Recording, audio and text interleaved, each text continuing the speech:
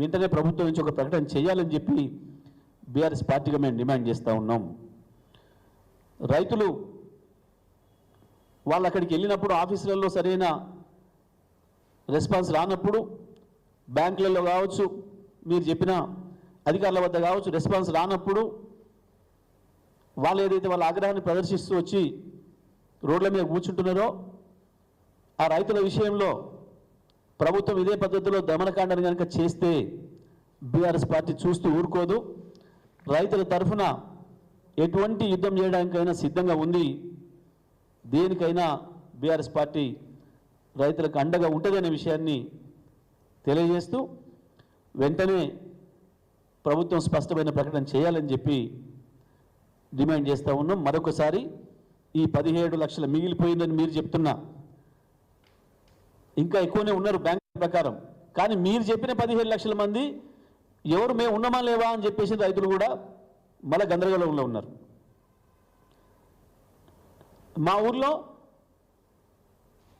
అసలే రాలేదు అని చెప్తున్నారు ఒక్కొక్క రైతు. ఇవాళ చూసినాం మనం గట్టిగాసారి నుంచి 1200 మంది రైతులు ఉంటే సొసైటీలో ఒక్కరికి కూడా మాఫీ కాలేదు అని. అక్కడ అధికారి వాళ్ళు పోతే అసలు ఇంకా మొదలు పెట్టలేదు సొసైటీలకు అని చెప్పిండట. చాలా ఆశ్చర్యంగా ఉంది. చాలా సొసైటీలలో మేము వెళ్ళి అడిగిన చోట, సార్ మా సొసైటీలో 2000 ఉంటే 300 మందికి అయింది, 400 మందికి అయింది అని చెప్తున్నారు. మా గ్రామంలో 700 ఖాతాలు ఉంటే ఇప్పటి వరకు 150 మందికి అయింది అని చెప్తున్నారు.